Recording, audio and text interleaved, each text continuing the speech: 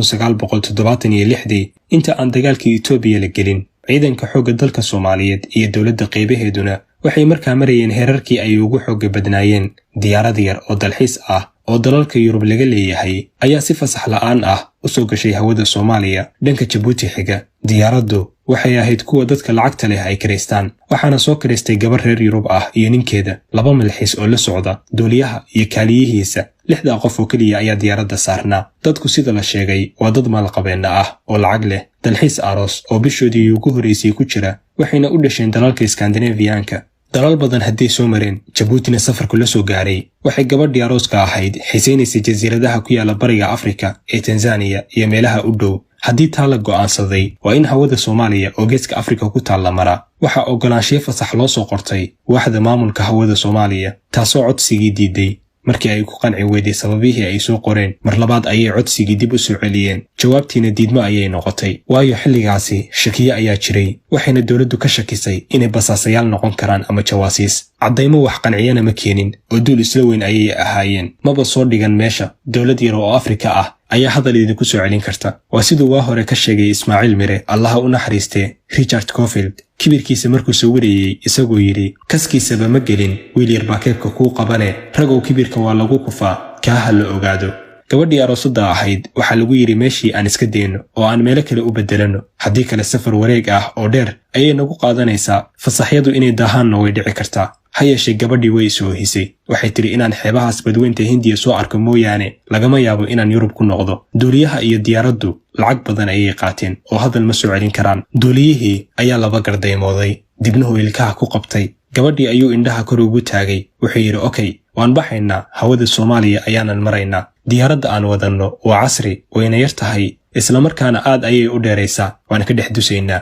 asxaabtiisii ayaa ku yidhi, Soomaalidu waa kuwa fasaxa inoo diiday, haddaynu marno sow inama arki karaan. wuxuu ugu jawaabay, muddo yar oo 45 daqiiqo ah ayaan hawadooda kaga baxaynaa. waa dawlad yar oo Afrikaan ah, ma filaya inay qalab casriya oo na arki kara ay haystaan. haddayna arkaanna inta ay isgaarsiinayaan ama xiriirku socdo ayaan ka gudubaynaa. diyaargarooba, beri subax ayaynu dhaqaajinaynaa. subaxii dambe ayuu duuliyihii diyaaraddu furaha ku wareejiyey. Djibouti ayuu ka soo kacay. daqiiqado kadibna hawada Soomaaliya ayuu soo galay. markiiba raadaarkii Berbera ayaa diyaaradda ku qabtay. waa lala hadlay, maxaad tihiin? hawo qaldan ayaad soo gasheen, dib u noqda. ha yeeshee duuliyihii ma jawaabin. dhowr goor haddii la hadlay uusanna wax jawaab ah bixin, soona dhaafay carrigaasi. waxaa mar kale diiradda saaray raadaarka Buulo Berde oo isna mid casriya ahaa. waxaa kaloo arkay raadaarka garoonka ciidamada cirka ee Balidoogle. intaasna duuliyuhu ma jawaabin, oo qorshihiisii ahaa intay iswarsanayaan ayaan dusaynaa ayuu ku socdaa. wararka inta laysku celcelinayo, diyaaradda soo xadgudubtay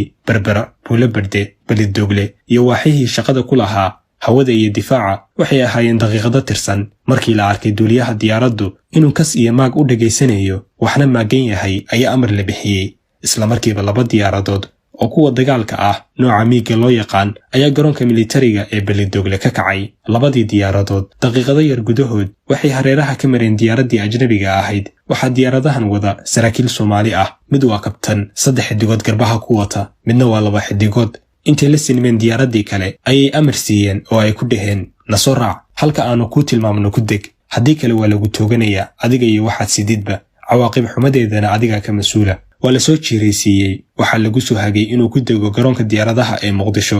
duuliyaha miiga koowaad wada ayaa ka horeeya, wuxuuna u sheegay inuu dhulka taabanayo kadibna ka sii kacayo, isaguna uu meesha ku dego, waayo ciidamo kale ayaa dhulka ugu diyaarsanaa oo sugayey. miigii labaadna wuu ka dambeeya. duuliyihii Soomaaliga ahaa intuu baalasha raariciyey oo dhulka si fudud u taabtay ayuu ka sii booday. ilbiriqsiye isku dhow ayay 2dii miig garoonka dhanka Afisiyone korkiisa u dhaafeen, iyagoo 2 dhinac badda iyo bariga u kala baxay, welina isha ku haya diyaaraddii la soo qabtay inay si nabada u degtay. ha yeeshee aadane waa yaabe, waxaad mooddaa duuliyaha diyaaradda yari inaan weli isdhiibin. waxaana ka guuxaysa maankiisa, sidee adigoo nin reer Yuruba dawlad yar oo Afrikaan ahi kuu celin kartaa? isaguna intuu cagta dhigay ayuu isla markiiba kor u kacay oo dhanka badda u xawaareeyey, isagoo malaha isleh xagga badda ayaad xuduuddooda dhaqsi uga bixi kartaa. laakiinse waa hubantay inuu xisaab qaldan isku dhufsaday. Soomaaliyana warkeedu uu ku yaraa. markiiba 2dii miig ayaa ku soo jiireeyey, iyadoo ayuu caddaatay diyaaraddan iyo duuliyaheeduba inay cashar fiican oo kii hore ka culus u baahan yihiin. duuliyaasha Soomaalidu way tira yaraayeen xilligaasi, laakiin waxay ahaayeen kuwo xarfaan ah oo shaqadooda aad uga adag. duuliyihii miiga koowaad waday ayaa diyaaraddii la soo sinmay dhinaceeda inta uu ka soo dhowaaday, isagoon la hadlin ayuu hal gantaal ku sii daayey. wuxuuna ka mariyey qaarka hore korkiisa meel wax yar u jirta, juuqna uma dhihin oo lama hadlin. ma hadal baa jira diyaaraddii intay ruxantay ayay xitaa saacadaheedii isku dhex yaaceen. gaaladii saarneedna matag iyo qaylo ayay ku waasheen. markaasuu duuliyahoodii miyirsaday. degdeg ayaan u degaynaa ayuu ku hadaaqay. markiiba garoonka ayuu halhaleel ku soo noqday oo si edebsan ugu soo degay. halkaas ayaa ciidamadii ku sugayey diyaaradda ka soo dejiyeen, dhammaantoodna xabsiga loo taxaabay. wakiil Soomaali ah oo dowladahaas howlahooda u qaban jiray maadaama aysan safaarad lahayn ayaa ugu yimid meesha lagu xiray. ciidamadii nabadgelyada ayaa waraysiyeelo sameeyey. waxaa loo soo saaray codsiyadii ay soo gudbiyeen iyo jawaabihii laga bixiyey, digniintii ay siiyeen raadaarada Berbera iyo Buulo Berde, dhammaan markhaatiyadii iyo howlwadeennadii. kadibna maxkamad degdeg ah ayaa loo gudbiyey. maba aysan inkirin. wuxuu duuliyihii si cad u qirtay inuu u bareeray inuu hawada soo galo, mana aanan islahayn buu yidhi. dowladdan yarta ah ee Afrikaanka ah ayaa qalab haysata casriya ama idinsoo qaban karta, laakiin aad iyo aad ayaannu Soomaaliya ugu soo qaldannay, sidaasna marna ma aanan moodayn, ayuu ku jawaabay. maxkamaddu waxay ku xukuntay xarig iyo ganaax duuliyaha iyo shirkaddiisaba. kharashkii diyaaradihii miigaga ahaa ay ku kaceen ama ku howlgeleen, qiimaha gantaalka lagu riday, dhammaan kharashaadkii kale iyo inay meesha ka yimaadeen ku noqdaan ayaa lagu xukumay.